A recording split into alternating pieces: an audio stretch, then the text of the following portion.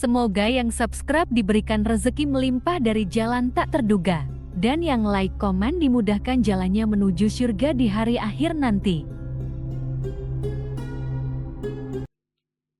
Nabi Sulaiman alaihi salam adalah manusia terkaya sepanjang sejarah kehidupan manusia di muka bumi. Dalam beberapa kitab suci seperti Al-Quran, Alkitab, dan Injil, Nabi Sulaiman alaihi salam dijelaskan sebagai manusia terkaya yang pernah hidup di muka bumi. Tidak ada satupun manusia yang bisa mengalahkan total kekayaannya hingga hari kiamat tiba nanti. Para arkeolog telah menemukan situs peninggalan sejarah Islam yang mengungkap total kekayaan Nabi Sulaiman alaihi salam. Eres bin Yosef, profesor sekaligus peneliti, ia menyatakan bahwa 3000 tahun yang lalu Nabi Sulaiman alaihi salam diperkirakan memiliki kekayaan senilai 2,2 triliun US dollar. Apabila dikonversikan dengan nilai mata uang hari ini, dan jika dirupiahkan, nilainya setara dengan 32.891.870 triliun rupiah. Nabi Sulaiman memiliki beberapa mukjizat, di antaranya adalah dapat berbicara dengan bahasa binatang. Beliau dapat memerintah mereka untuk melakukan sesuatu. Beliau juga dapat mengendalikan besar kecilnya tekanan angin dan dapat mengatur ke arah mana angin akan berhembus. Sehingga dengan itu, Nabi Sulaiman dapat memanfaatkan angin sebagai kendaraannya dan juga kendaraan tentaranya. Nabi Sulaiman juga bisa melunakkan besi dan membentuknya menjadi pakaian perang yang anti tusukan senjata tajam. Nabi Sulaiman juga memimpin para jin. Mereka tunduk dan patuh pada perintah Nabi Sulaiman. Tidak hanya itu, setan dan iblis laknatullah yang merupakan makhluk pembangkang dapat dibuat tunduk bertekuk lutut pada perintah-perintah Nabi Sulaiman. Nabi Sulaiman bisa melakukan teleportasi, yaitu berpindah dari suatu tempat ke tempat yang lain dalam waktu singkat.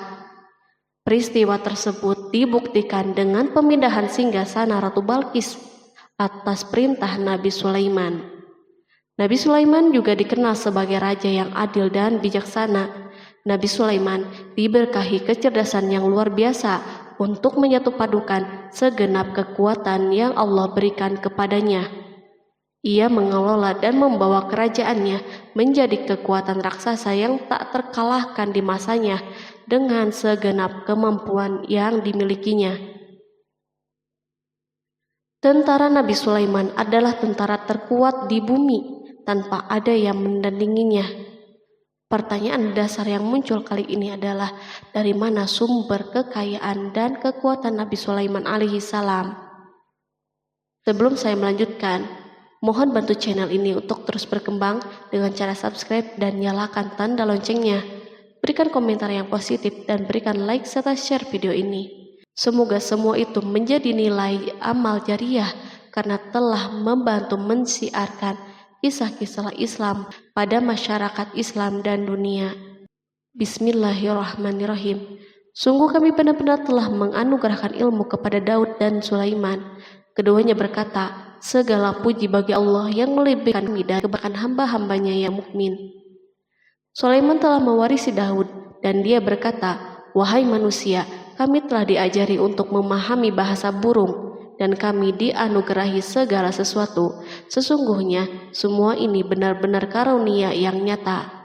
Quran Surat An-Naml ayat 15-16.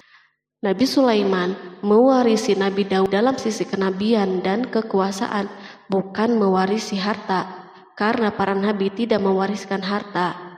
Sepeninggalan mereka, harta para nabi menjadi sedekah bagi orang-orang yang ada di sekitar mereka, yaitu orang-orang fakir dan orang-orang yang membutuhkan. Allah telah memilihnya sebagai nabi dari kalangan Bani Israel. Begitu juga Allah telah memberinya kekuasaan kerajaan sehingga ia menjadi pemimpin Bani Israel. Barangkali sesuatu yang paling penting yang diwarisi oleh Nabi Sulaiman dari Nabi Daud adalah tradisi militer. Kemajuan militer yang dahsyat telah berpindah kepada Nabi Sulaiman. Nabi Daud sebenarnya adalah seorang penggembala kambing yang sangat miskin, tapi seiring dengan perjalanan waktu, ia menjadi komandan pasukan yang tiada tanding. Perubahan keadaan ini adalah sebagai bentuk ilham dari Allah Subhanahu wa Ta'ala dan sebagai dukungan darinya. Daud mengetahui bahwa kekuatan yang hakiki yang mengatur alam semesta adalah kekuatan Allah Subhanahu wa Ta'ala.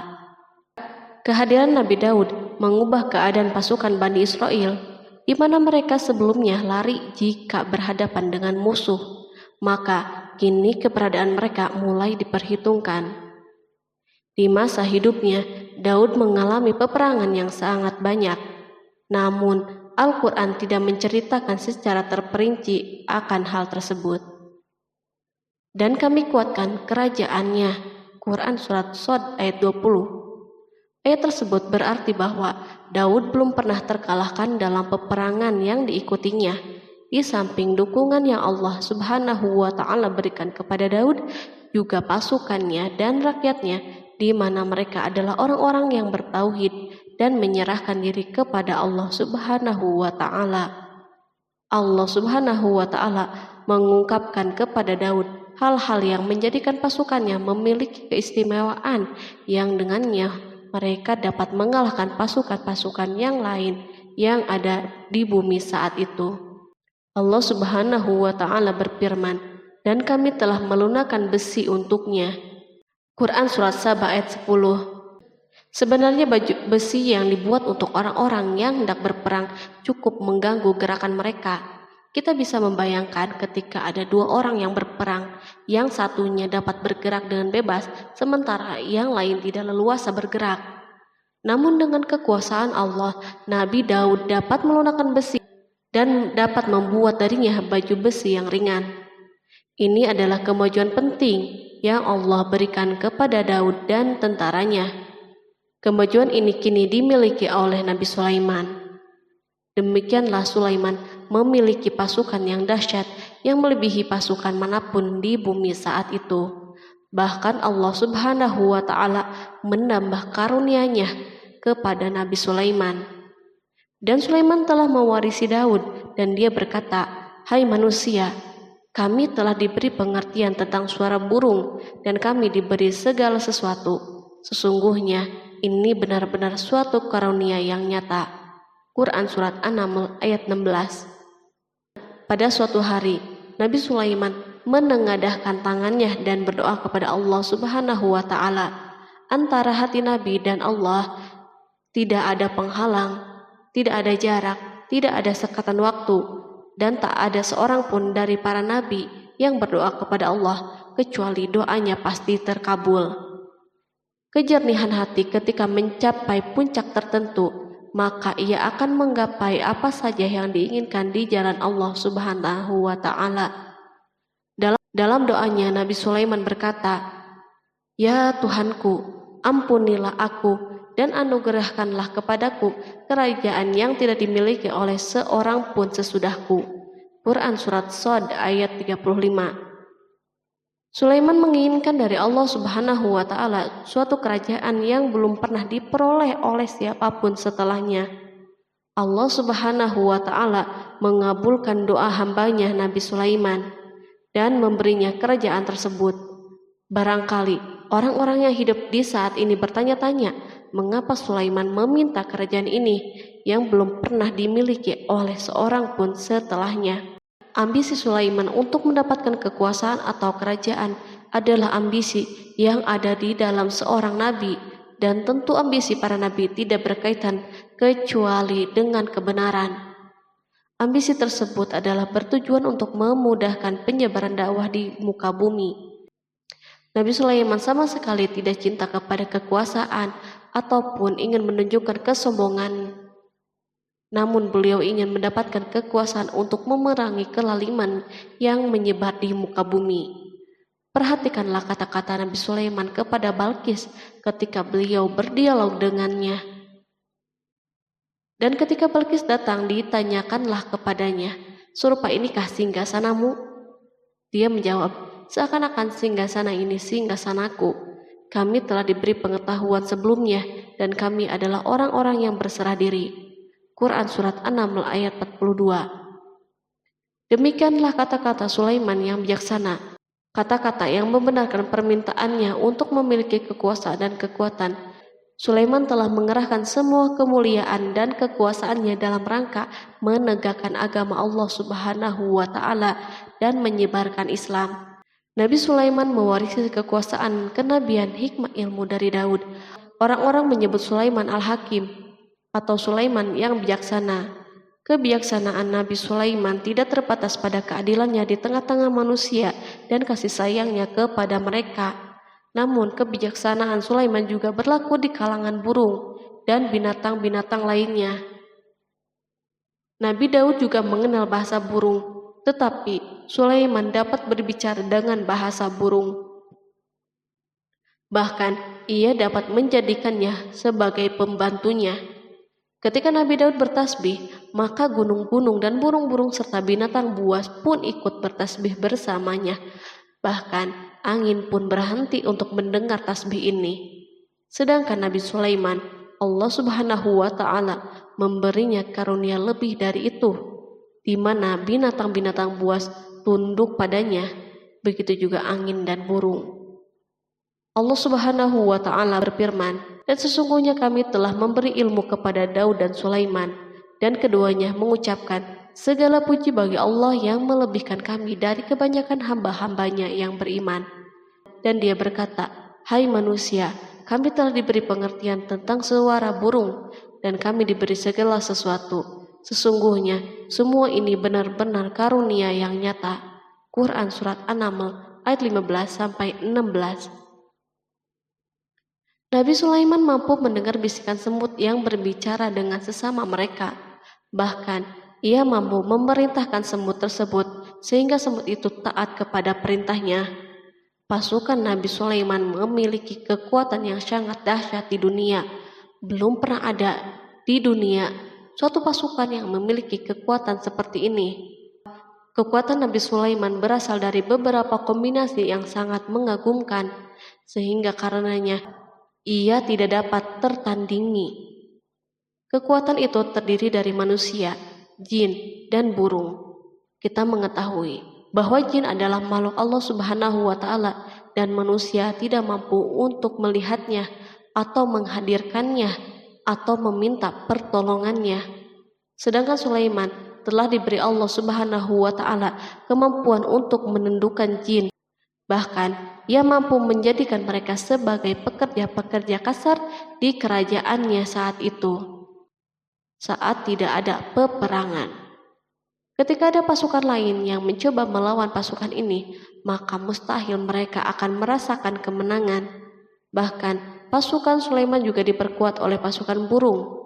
Burung di pasukan Sulaiman memerankan tugas yang sangat penting, yaitu sebagai badan intelijen. Kita mengetahui bahwa peranan informasi saat peperangan sangatlah penting. Dari informasi tersebut, pasukan dapat mengetahui keadaan musuhnya. Demikianlah peranan burung pada pasukan Sulaiman. Ia terbang di tengah-tengah musuh, kemudian ia kembali kepada Sulaiman untuk menyampaikan berita tentang keadaan musuhnya. Di samping jin dan burung, Allah Subhanahu wa Ta'ala juga menundukkan angin untuk Sulaiman. Nabi Sulaiman dapat memerintahkan angin dan ia mampu menaiki angin bersama tentaranya.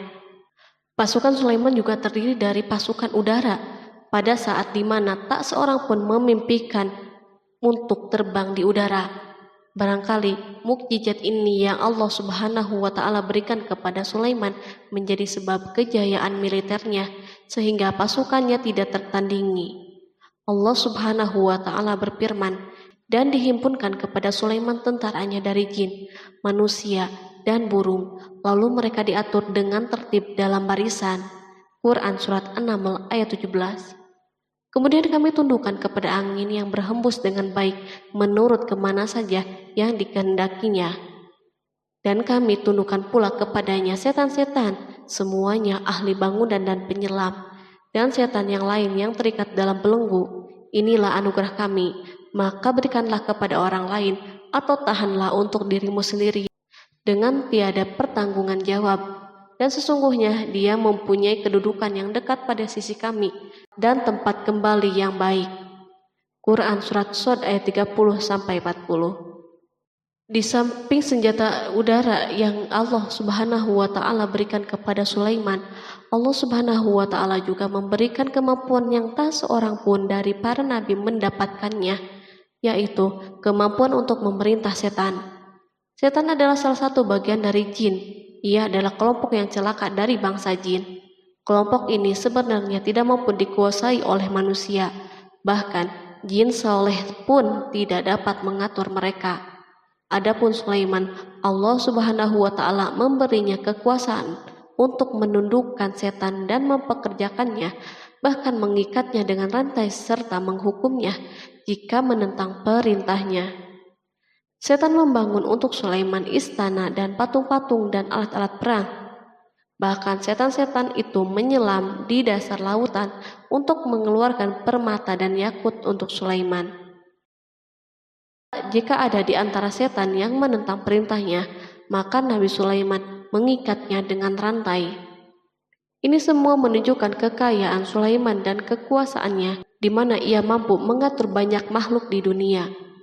Tentu kemampuan itu atas izin Allah sebagai mukjizat darinya. Allah Subhanahu wa Ta'ala berfirman, dan sebagian dari jin ada yang bekerja di hadapannya di bawah kekuasaannya dengan izin Tuhannya, dan siapa yang menyimpang di antara mereka dari perintah kami, maka kami rasakan kepadanya azab neraka yang apinya menyala-nyala. Para jin itu membuat untuk Sulaiman apa yang dikehendakinya dari gedung-gedung yang tinggi, patung-patung, dan piring-piring yang besarnya seperti kolam dan periuk yang tetap berada di atas tungku. Quran Surat Saba ayat 12. Nabi Sulaiman yang bijaksana adalah penguasa yang tak tertandingi di muka bumi. Meskipun memperoleh nikmat yang khusus dan agung ini yang Allah Subhanahu wa Ta'ala berikan kepada Nabi Sulaiman, beliau tetap menunjukkan sebagai manusia yang paling banyak berzikir kepadanya dan manusia yang paling banyak bersyukur di zamannya. Allah Subhanahu wa Ta'ala berfirman tentang Sulaiman, Sulaiman sebaik-baik hamba, sesungguhnya dia amat taat kepada Tuhannya. Quran Surat Shad ayat 30. Nabi Sulaiman selalu mendirikan sholat, puasa, tasbih, dan mengungkapkan rasa cinta yang dalam. Hamba yang kembali adalah hamba yang menuju Allah Subhanahu wa Ta'ala. Waktu sholat bagi Sulaiman adalah waktu yang sangat penting, sehingga ketika datang waktu itu, maka beliau tidak bisa disibukkan dengan hal yang lain. Sulaiman mengetahui penyakit kuda dan ia mampu berbicara dengan bahasa kuda. Bahkan kuda itu pun mentaati perintah Nabi Sulaiman. Allah Subhanahu wa Ta'ala juga memberikan kenikmatan lain atas Sulaiman. Allah Subhanahu wa Ta'ala berfirman, dan kami alirkan cairan tembaga baginya. Quran Surat Saba ayat 12. Al-Kihtir adalah tembaga yang dicairkan. Sebagaimana Allah Subhanahu wa Ta'ala memberikan nikmat atas ayahnya Daud di mana ia mampu melunakkan besi, dan Allah Subhanahu wa Ta'ala mengajarinya bagaimana cara mencairkannya, maka Sulaiman pun memanfaatkan tembaga yang cair untuk peperangan dan di saat perdamaian. Pada saat peperangan, beliau mencampur tembaga dengan besi dan membuat darinya perunggu.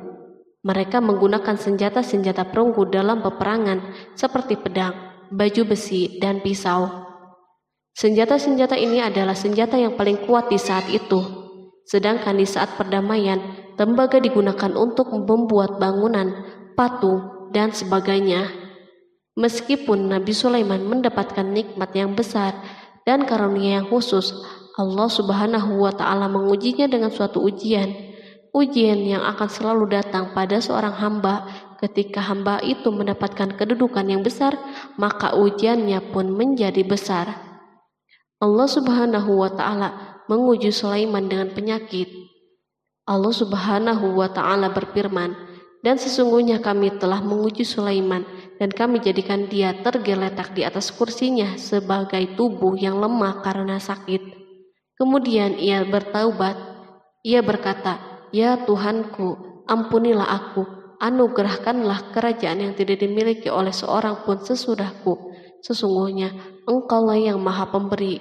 Kemudian kami tundukkan kepadanya angin yang berhembus dengan baik menurut kemana saja yang ia kehendaki. Dan kami tundukkan pula kepadanya setan-setan, semuanya ahli bangunan dan penyelam. Quran Surat Shod ayat 34-37. Sulaiman diuji dengan penyakit yang sangat keras, di mana Toran saat itu tidak mampu mengatasinya. Sakitnya Sulaiman sangat keras, sehingga para dokter dari kalangan manusia dan jin tidak mampu menghilangkan penyakitnya. Lalu burung-burung menghadirkan rumput-rumput yang dianggapnya sebagai obat, tetapi Sulaiman pun belum juga sembuh. Semakin hari penyakit Sulaiman semakin menjadi-jadi, sehingga ketika Sulaiman duduk di atas kursi, ia duduk bagaikan tubuh tanpa roh, seakan-akan ia mati karena saking kerasnya penyakit yang dideritanya. Sakit yang diderita Sulaiman terus berlanjut untuk beberapa saat. Namun Sulaiman tidak henti-hentinya berzikir kepada Allah Subhanahu wa Ta'ala dan meminta kesembuhan kepadanya, serta beristighfar kepadanya, serta mengungkapkan rasa cintanya kepada Allah Subhanahu wa Ta'ala. Selesailah ujian Allah Subhanahu wa Ta'ala terhadap hambanya Sulaiman. Beliau pun sembuh. Kini Sulaiman merasakan kembali kesehatannya setelah mengetahui segala kejayaannya dan segala kekuasaannya serta segala kebesarannya tidak lagi mampu menghilangkan penyakit yang dideritanya, kecuali jika Allah Subhanahu wa Ta'ala menghendakinya.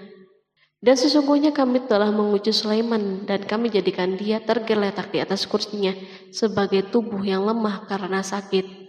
Quran Surat Shod ayat 34. Kata jasad dalam bahasa Arab diungkapkan atas sesuatu yang kehilangan kehidupan atau kesehatan. Nabi Sulaiman telah membangun masjid atau tempat beribadah sehingga manusia menyembah Allah Subhanahu wa Ta'ala di dalamnya. Rumah ini menunjukkan keunggulan seni arsitektur dan seni pahat. Orang-orang yang membangun rumah ini berjumlah puluhan ribu orang. Tentu setiap kelompok dari mereka memiliki pekerjaan masing-masing. Di antara mereka ada yang mencairkan tambang, ada yang menjadi tukang pahat, ada yang membelah batu, ada yang memotong-motong kayu, ada yang mendatangkan rumput-rumput dari Libanon, dan ada yang melelehkan emas dan menjadikannya lempengan-lempengan yang mengkilat untuk menutupi kayu dan menutupi dinding. Bahkan golongan jin membantu pembangunan rumah tersebut, tentu dengan perintah dan bimbingan Nabi Sulaiman. Mereka membuat patung-patung yang besar dan membuat bejana yang besar untuk tempat makanan para tentara dan pekerja, yaitu bejana seperti gunung karena saking beratnya dan besarnya. Mereka juga membuat tempat-tempat minum yang besarnya seperti kolam. Sulaiman mengawasi para pekerjanya dan juga mengurusi masyarakatnya, di mana beliau mengenali problem mereka dan berusaha memecahkannya. Beliau juga mengawasi pasukannya dari kalangan binatang dan burung. Beliau mengetahui apakah ada satu dari mereka yang tidak hadir, kemana ia pergi, serta mengapa ia pergi.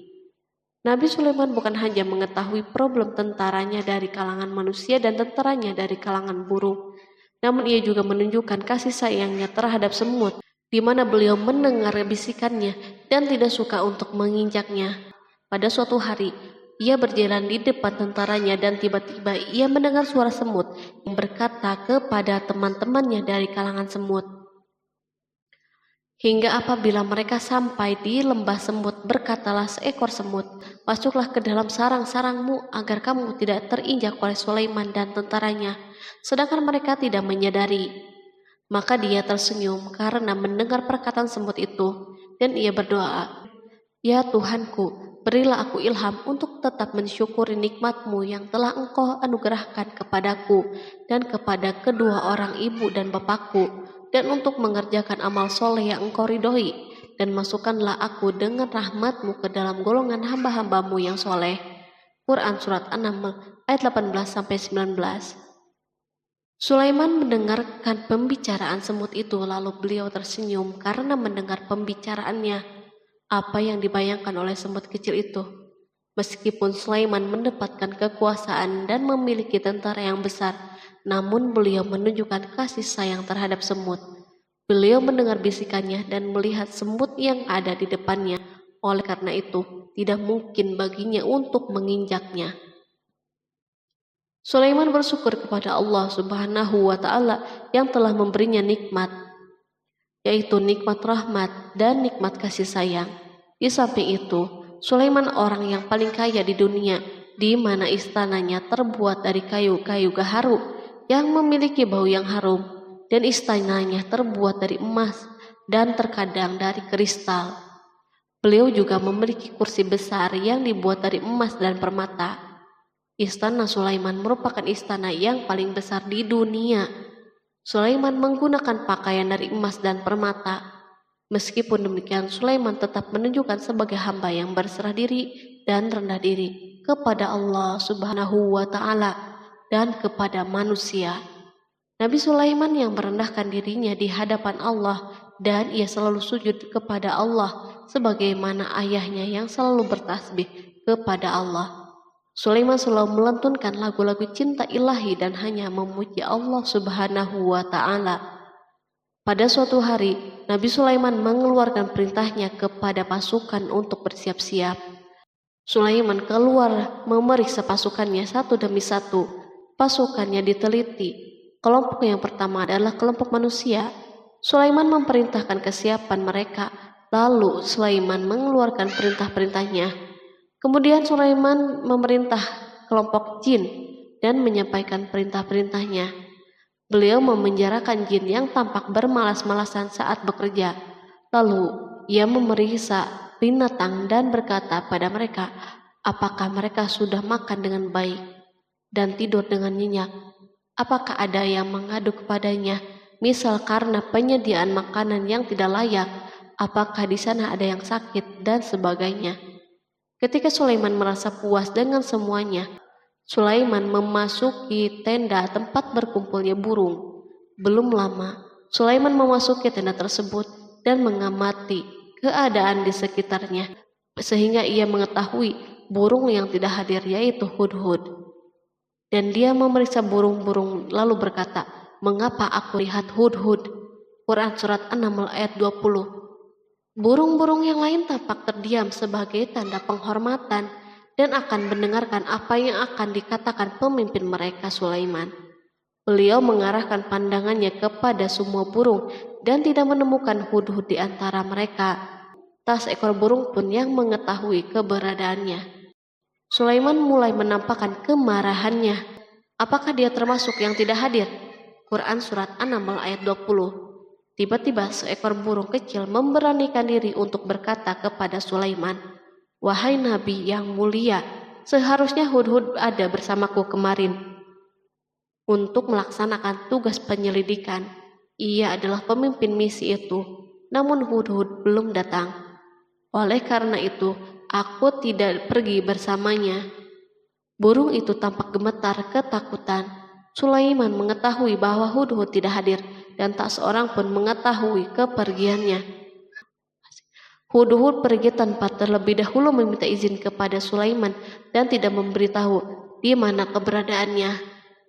Dalam keadaan marah, Sulaiman berkata, sesungguhnya aku benar-benar akan mengazabnya dengan azab yang keras atau benar-benar menyembelihnya, kecuali ia benar-benar datang kepadaku dengan alasan yang jelas. Quran Surat An-Naml ayat 21. Kawanan burung mengetahui bahwa Sulaiman sedang marah dan telah menetapkan untuk menyembelihnya atau justru memaafkannya dengan syarat ia datang dengan membawa alasan yang dapat menyelamatkannya.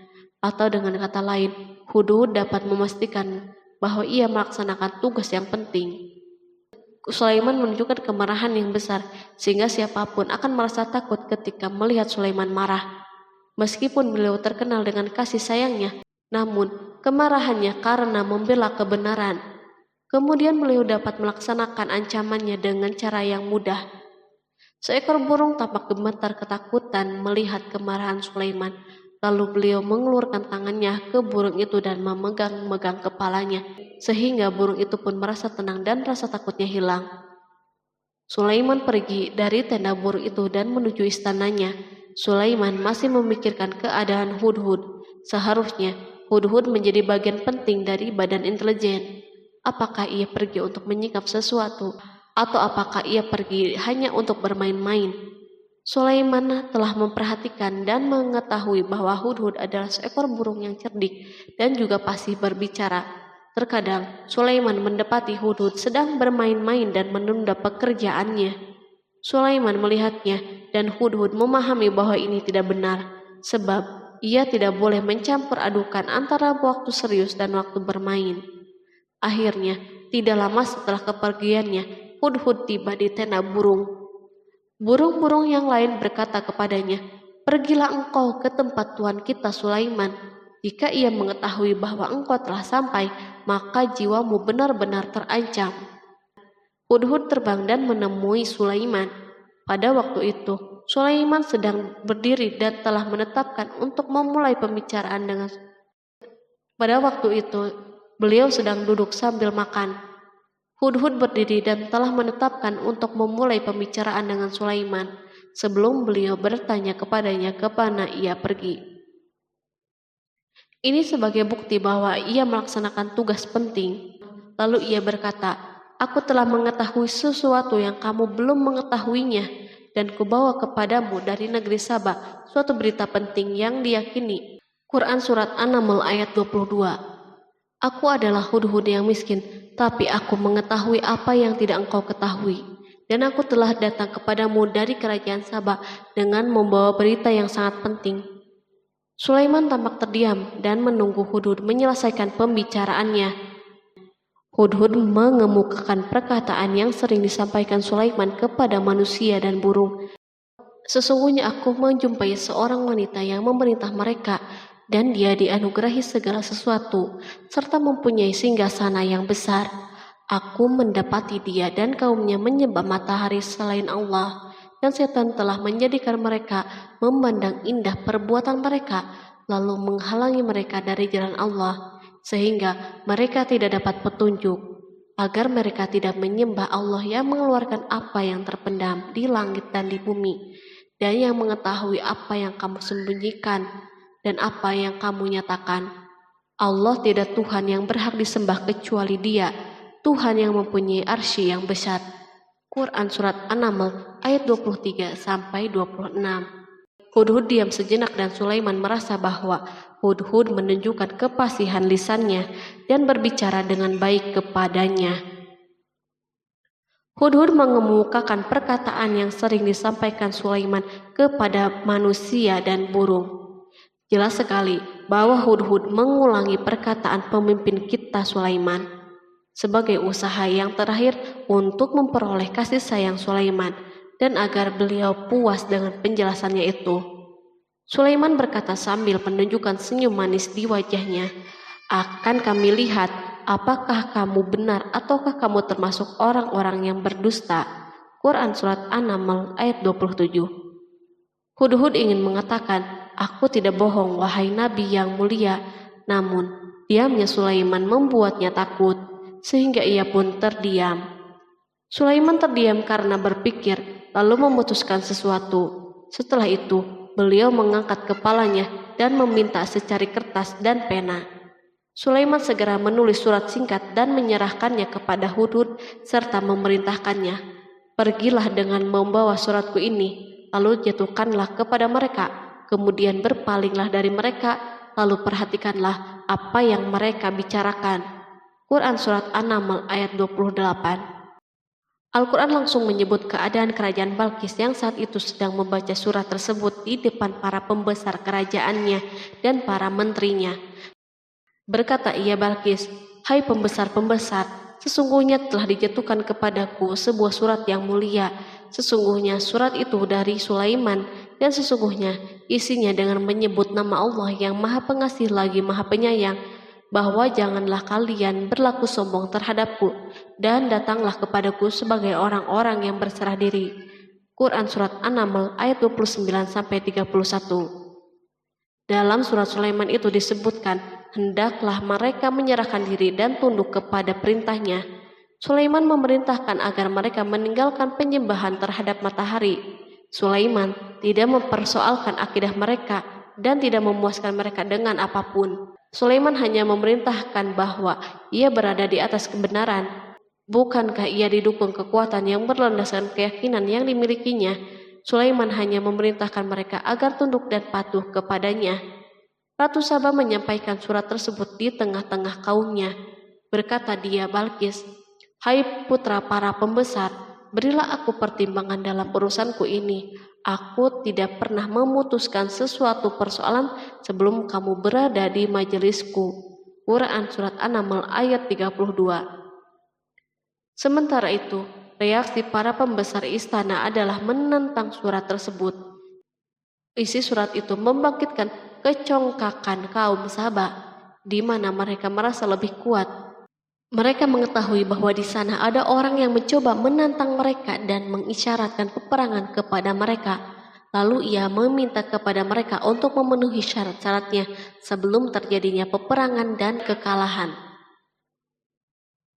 Mereka menjawab, "Kita adalah orang-orang yang memiliki kekuatan dan juga memiliki keberanian yang sangat dalam peperangan, dan keputusan berada di tanganmu. Maka pertimbangkanlah apa yang akan kamu perintahkan." Quran Surat An-Naml ayat 33. Para pembesar kaumnya ingin berkata, "Kita siap untuk melaksanakan peperangan." Tampaknya ratu memiliki kebijakan yang lebih baik daripada pembesar kaumnya. Surat Sulaiman itu membuatnya berpikir lebih jernih dan hati-hati. Ia berusaha sebisa mungkin menghindari peperangan. Ratu itu berpikir dalam tempo yang lama. Nama Sulaiman tidak diketahuinya, dan ia pun belum pernah mendengarnya. Oleh karena itu, ratu tidak mengetahui kekuatannya. Boleh jadi Sulaiman memiliki kekuatan yang dahsyat sehingga mampu memerangi kekuasaannya dan mengalahkannya. Kemudian ratu memperhatikan apa yang ada di sekelilingnya. Ia melihat kemajuan masyarakatnya dan kejayaannya. Barangkali ia mengira bahwa Sulaiman iri terhadap kemajuan dan kekayaan ini, sehingga Sulaiman ingin menyerangnya. Setelah mempertimbangkan isi surat Sulaiman dengan cermat, Ratu Saba memilih untuk tidak bersikap ceroboh. Ratu itu lebih suka untuk menggunakan bahasa-bahasa kelembutan. Ia mengirim kepada Sulaiman suatu hadiah yang besar. Ratu mengira bahwa Sulaiman seorang yang ambisius, yang boleh jadi ia telah mendengar tentang kekayaan kerajaannya. Para utusan pergi dengan membawa hadiah dari Ratu Saba. Ratu berharap agar mereka dapat memasuki kerajaan Sulaiman dan akan mengetahui kondisi kerajaannya. Saat mereka pulang, Ratu ingin mendengar secara langsung dari mereka tentang keadaan kaum Sulaiman dan pasukannya. Setelah mendapatkan informasi yang cukup, maka Ratu dapat membuat suatu keputusan yang tepat. Ratu menyembunyikan apa yang terlintas dalam dirinya, lalu ia berbicara kepada pembesar istananya bahwa ia dapat menyingkap niat jahat Raja Sulaiman melalui cara mengirimkan hadiah kepadanya. Ratu lebih memilih cara tersebut dan menunggu reaksi Sulaiman. Ratu berhasil memuaskan para pembesar istananya dan untuk sementara menghilangkan ide untuk berperang. Karena para raja jika menyerang suatu desa, maka pemimpin desa tersebut adalah orang yang paling banyak mendapatkan kehinaan dan cercaan. Akhirnya para pembesar kaumnya merasa puas dengan pikirannya itu. Allah Subhanahu wa Ta'ala berfirman, Dia berkata, "Sesungguhnya raja-raja apabila memasuki suatu negeri, niscaya mereka membinasakannya dan menjadikan penduduknya yang mulia menjadi hina, dan demikian pula lah yang akan mereka perbuat. Dan sesungguhnya aku akan mengirim utusan kepada mereka dengan membawa hadiah, dan aku akan menunggu apa yang akan dibawa kembali oleh utusan-utusan itu." Quran Surat An-Naml ayat 34-35. Kemudian sampailah hadiah Ratu Balkis kepada Nabi Sulaiman. Para badan intelijennya memberitahunya bahwa para utusan Balkis datang dengan membawa hadiah.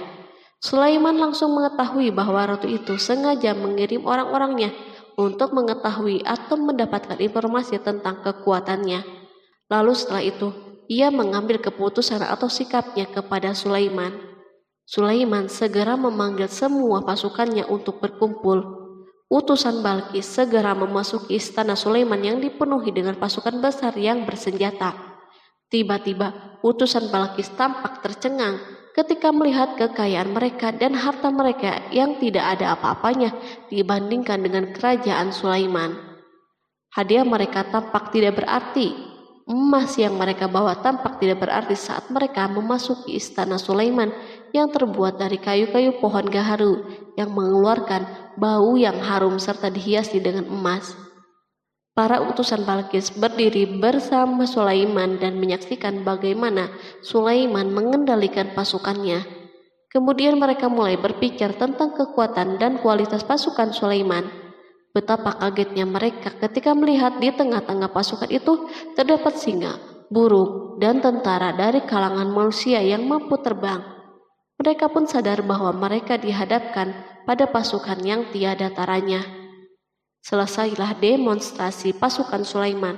Kemudian para utusan itu dipersilahkan maju ke tempat hidangan makanan. Para utusan itu sangat terkejut ketika melihat berbagai macam makanan dari penjuru bumi ada di depannya. Dan di antara makanan itu pun terdapat makanan yang biasa ditemukan di negeri mereka.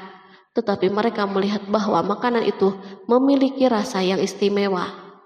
Selain itu, piring-piring yang ada di depan mereka dan dijadikan tempat makanan terbuat dari emas dan mereka dilayani oleh laki-laki yang berhias dengan emas. Ratu mereka pun tidak mengenakan hiasan itu. Di meja makan terdapat burung, ikan laut, dan berbagai macam daging yang mereka tidak mampu lagi membedakannya. Sulaiman tidak makan bersama mereka, tetapi beliau makan dengan menggunakan piring yang terbuat dari kayu. Beliau memakan roti yang kering yang dicampur dengan minyak. Inilah makanan yang dipilihnya. Sulaiman makan bersama mereka dalam keadaan diam. Mereka merasa bahwa kehadiran Sulaiman menciptakan suatu kewibawaan yang luar biasa. Selesailah jamuan makanan itu. Lalu dengan sangat malu mereka menyerahkan hadiah Ratu Balkis kepada Sulaiman. Hadiah itu berupa emas, yang bagi mereka hadiah itu sangat bernilai. Tetapi di sini hadiah ini tampak kecil di hadapan kekayaan yang sangat mengagumkan. Sulaiman memperhatikan hadiah ratu itu dan berkata, maka tatkala utusan itu sampai kepada Sulaiman, Sulaiman berkata, apakah patut kamu menolong aku dengan harta? Maka apa yang diberikan Allah kepadaku lebih baik daripada apa yang diberikannya kepadamu. Tetapi kamu merasa bangga dengan hadiahmu. Quran Surat An-Naml ayat 36. Raja Sulaiman menyingkap dengan kata-katanya yang singkat itu penolakannya terhadap hadiah mereka. Ia memberitahu utusan itu bahwa ia tidak menerima hadiah tersebut. Ia tidak merasa puas dengan hadiah itu. Yang membuatnya puas hanya, janganlah kalian berlaku sombong terhadapku dan datanglah kepadaku sebagai orang-orang yang berserah diri.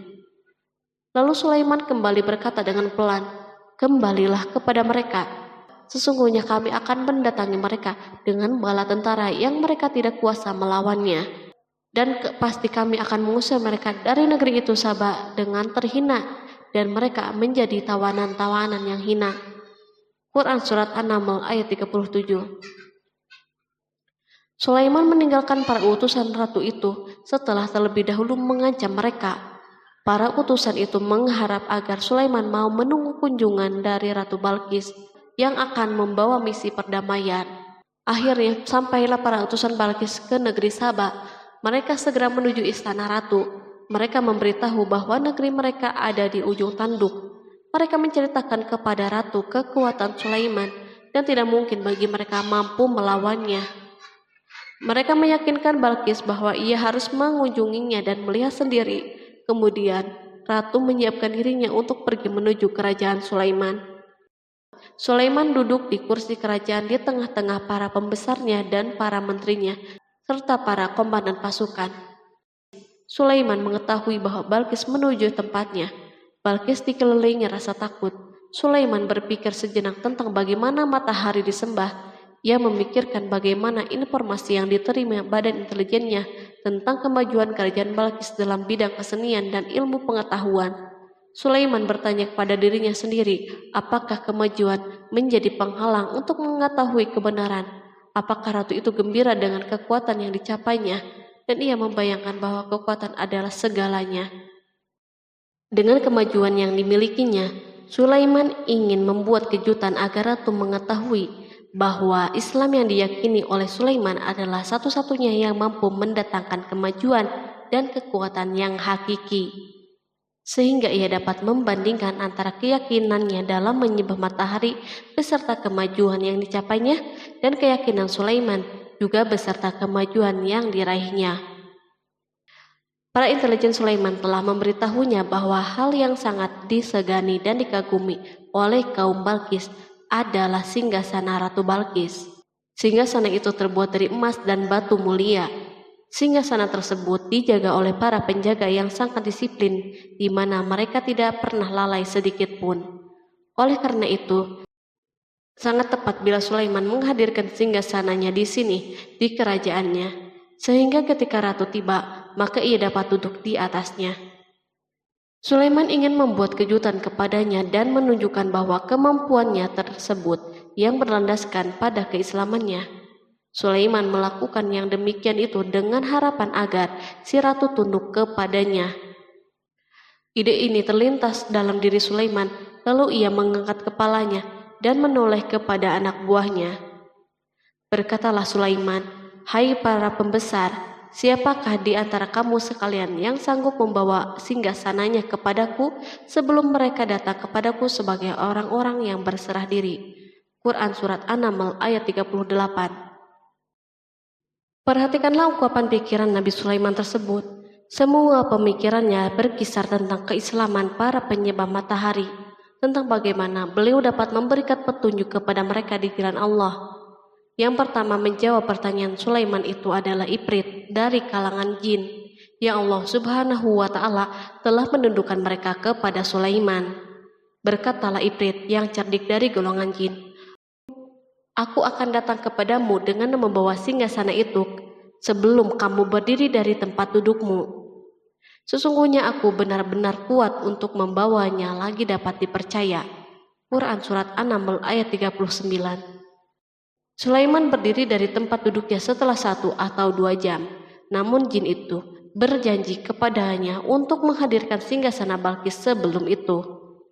Istana Sulaiman berada di Palestina, sedangkan istana Balkis terletak di Yaman. Jarak antara singgasana tersebut dan singgasana Sulaiman lebih dari ribuan mil.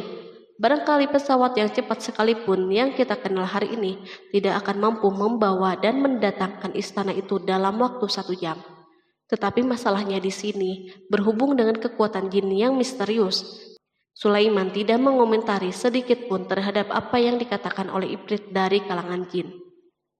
Tampak ia menunggu tanggapan lain yang mampu menghadirkan singgasana Balkis yang lebih cepat dari itu.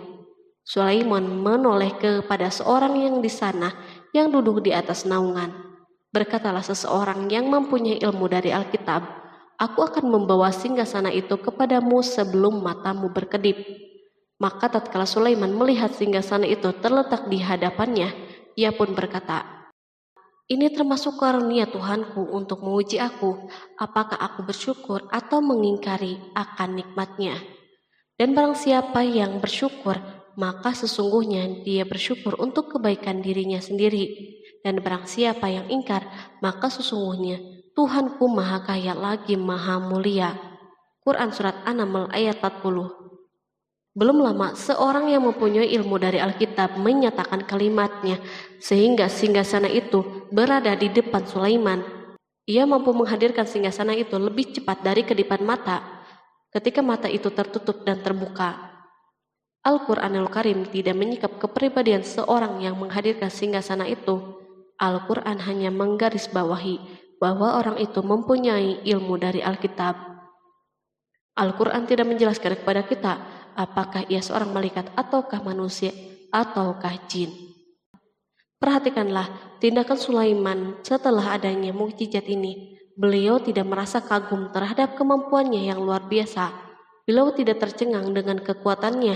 Beliau mengembalikan keutamaan tersebut kepada penguasa para penguasa, Allah Subhanahu wa Ta'ala, dan bersyukur kepadanya yang telah mengujinya dengan kekuasaan ini, agar ia dapat membuktikan apakah ia bersyukur atau mengingkari. Setelah Sulaiman bersyukur kepada penciptanya, ia mulai memperhatikan singgasana ratu. Merupakan simbol pembangunan dan kemajuan, tetapi tampaknya ia hanya sesuatu yang biasa saja dibandingkan dengan kekuasaan dan kebesaran ciptaan yang dibuat oleh manusia dan jin di kalangan istana Sulaiman. Sulaiman memikirkan dalam tempo yang lama singgasana Balkis. Kemudian beliau memerintahkan agar singgasana itu diperbaiki, sehingga saat Balkis datang, Sulaiman dapat mengujinya apakah Balkis dapat mengenalinya ataukah tidak. Dia berkata, "Ubahlah baginya singgasananya, maka kita akan melihat apakah dia mengenal ataukah termasuk orang-orang yang tidak mengenalnya." Quran Surat An-Naml ayat 41. Sulaiman memerintahkan agar dibangun istana yang akan digunakan untuk menyambut Balkis. Sulaiman memilih tempat di laut dan ia memerintahkan agar dibangun suatu istana di mana sebagian besar terdiri dari air laut. Sulaiman memerintahkan agar lantai-lantai itu terbuat dari kaca yang tebal dan kuat, sehingga orang yang berjalan di atas istana itu akan membayangkan bahwa di bawahnya ada ikan-ikan yang berwarna-warni. Hudhud memberitahu Sulaiman bahwa Balkis telah sampai di dekat kerajaannya. Kemudian Balkis datang. Al-Quran tidak menyebutkan keadaan Sulaiman saat menyambut Balkis, namun Al-Quran justru menunjukkan dua sikap Balkis. Pertama, bagaimana sikap Balkis ketika pertama kali melihat singgasananya yang datang mendahuluinya, padahal ia telah meninggalkan pengawalnya untuk tetap setia menjaga singgasana itu. Kedua, keadaan di depan istana yang penuh dengan permata yang berenang di bawahnya ikan-ikan. Dan ketika Balkis datang, ditanyakanlah kepadanya, "Serupa inikah singgasanamu?" Dia menjawab, "Seakan-akan singgasana ini singgasanaku. Kami telah diberi pengetahuan sebelumnya dan kami adalah orang-orang yang berserah diri." Quran Surat An-Naml ayat 42. Ayat tersebut menggambarkan kondisi dialog antara Sulaiman dan Balkis. Balkis melihat singgasananya dan ia tercengang saat mengetahui bahwa itu adalah singgasananya. Namun ia kemudian mulai ragu karena melihat tidak sepenuhnya itu singgasananya. Jika itu benar-benar singgasananya, lalu bagaimana ia datang mendahuluinya? Dan bila bukan singgasananya, maka bagaimana Sulaiman dapat meniru sepersis dan seteliti ini?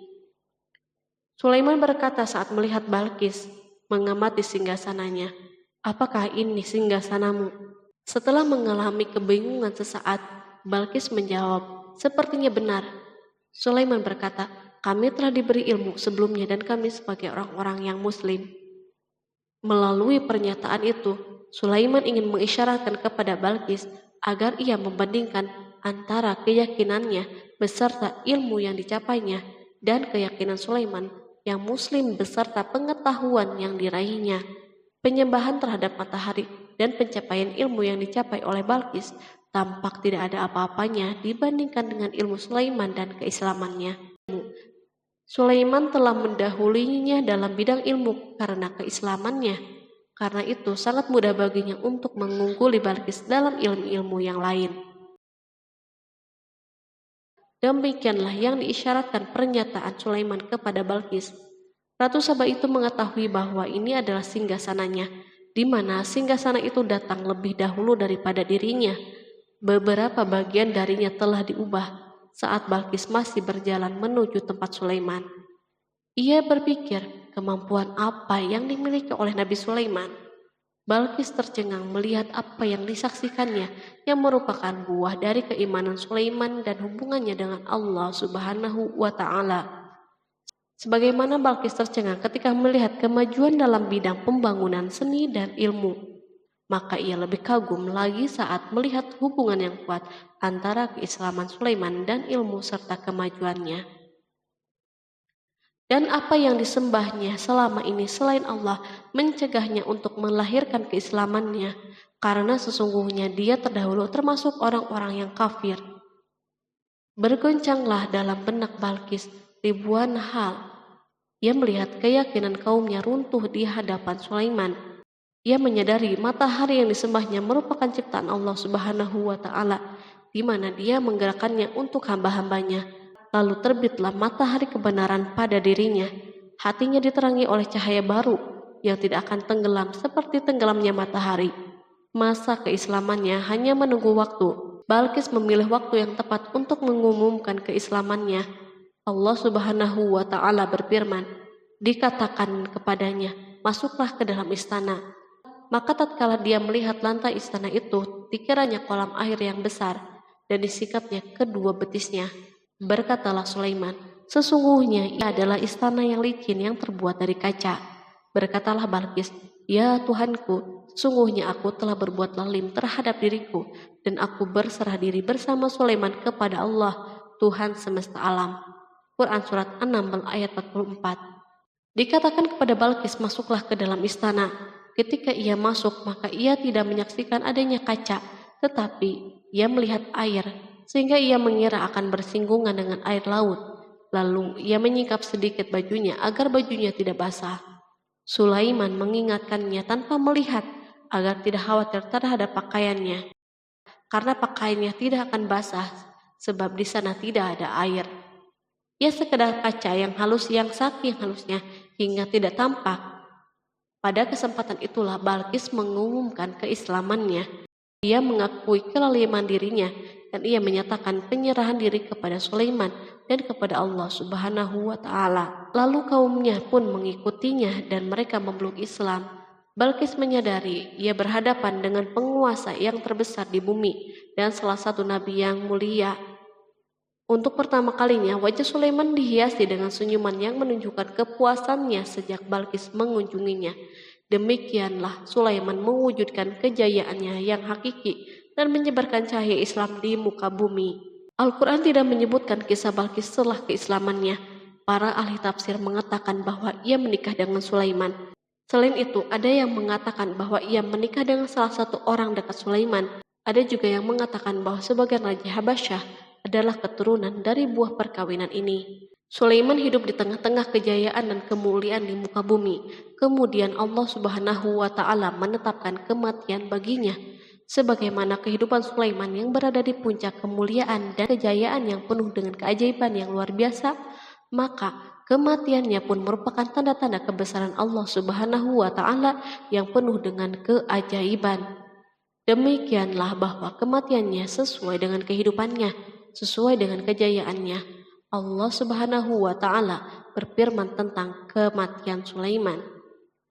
Maka tatkala kami telah menetapkan kematian Sulaiman, tidak ada yang menunjukkan kepada mereka kematiannya itu kecuali rayap yang memakan tongkatnya. Maka tatkala ia telah tersungkur, tahulah jin bahwa kalau sekiranya mereka mengetahui yang gaib, tentulah mereka tidak akan tetap dalam siksa yang menghinakan. Quran Surat Saba ayat 14. Kemampuan Nabi Sulaiman untuk menundukkan jin dan mempekerjakan mereka serta hubungan mereka dengannya, semua ini menimbulkan fitnah di tengah-tengah manusia dalam hal tertentu. Dan kematian Sulaiman merupakan batasan atau jawaban terhadap fitnah ini. Kami tidak mengetahui siapa yang mengklaim bahwa jin mengetahui hal yang gaib. Kami tidak mengetahui siapa yang bertanggung jawab terhadap tersebarnya isu yang keliru ini. Yang kita ketahui adalah bahwa hal tersebut tersebar dan mempengaruhi sebagian manusia dan jin. Barangkali manusia berkata kepada diri mereka, selama jin melakukan perbuatan yang luar biasa ini, maka apa gerangan yang menjadikan mereka tidak mengetahui hal-hal yang gaib itu? Manusia lupa bahwa kunci kegaiban berada di tangan Allah Subhanahu wa Ta'ala. Masalah ilmu gaib tidak akan mampu dikuasai oleh jin, manusia, ataupun para nabi dan semua makhluk. Hanya Dia yang mengetahuinya. Allah Subhanahu wa Ta'ala merencanakan bahwa kematian Sulaiman pun bertujuan untuk menghancurkan pemikiran ini, yaitu pemikiran bahwa jin mengetahui hal yang gaib. Jin bekerja untuk Nabi Sulaiman selama beliau hidup, dan tatkala beliau meninggal, maka tugas mereka menjadi bebas. Nabi Sulaiman meninggal tanpa diketahui oleh jin, sehingga mereka tetap bekerja untuknya. Mereka tetap kepada Sulaiman. Seandainya mereka mengetahui hal yang gaib, niscaya mereka tidak akan meneruskan pekerjaan mereka. Pada suatu hari Sulaiman memasuki mihrabnya untuk itikaf, ibadah dan sholat. Tak seorang pun berani mengganggu khalwat di mihrabnya. Mihrab Sulaiman terletak di puncak gunung dan dindingnya terbuat dari permata. Pada suatu hari, Sulaiman duduk bersandar pada tongkatnya dan ia tampak tenggelam dalam tafakur. Beliau berzikir kepada Allah hingga rasa kantuk menguasainya. Lalu setelah itu malaikat maut menemuinya di mihrabnya. Sulaiman pun meninggal. Beliau bersandar kepada tongkatnya. Jin melihatnya dan mengira bahwa beliau sedang sholat. sehingga mereka pun tetap melanjutkan pekerjaannya. Berlalulah hari yang panjang, kemudian datanglah rayap, yaitu semut kecil yang memakan kayu. Hewan itu pun mulai memakan tongkat Sulaiman. Rayap-rayap itu tampak lapar. Sebagian dari tongkat Sulaiman dimakan beberapa hari oleh rayap itu. Ketika yang dimakannya semakin bertambah, maka tongkat itu pun menjadi rusak dan jatuh dari tangan Sulaiman. Tubuh mulia itu kehilangan keseimbangan dan terhempas di bumi. Tatkala tubuh suci itu tersungkur, maka manusia segera menuju ke sana. Mereka menyadari dan mengetahui bahwa Nabi Sulaiman telah meninggal dalam waktu yang sangat lama. Jin menyadari bahwa mereka tidak mengetahui hal-hal yang gaib, dan manusia pun mengetahui hakikat ini. Seandainya jin mengetahui hal yang gaib, niscaya tidak akan meneruskan siksa yang hina. Mereka tidak akan bekerja. Demikianlah Nabi Sulaiman meninggal dalam keadaan duduk dan sholat di mihrabnya. Lalu berita itu tersebar bagaikan api di bumi. Manusia, burung dan binatang buas mengantarkan jenazah Nabi Sulaiman. Sekawanan burung tampak sedih dan menangis. Semua makhluk bersedih. Akhirnya, tak seorang pun mengetahui bahasa burung di bumi.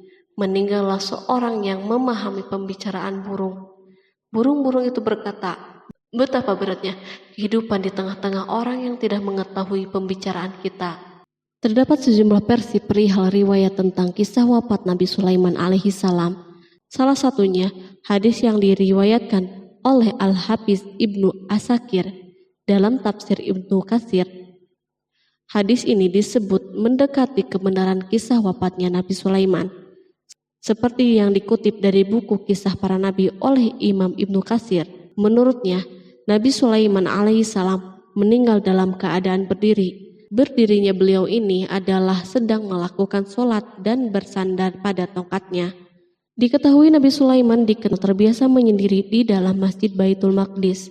Durasinya bahkan dalam kurun waktu yang tidak biasa, yakni bisa hingga 1 atau 2 bulan, hingga 1 atau 2 tahun.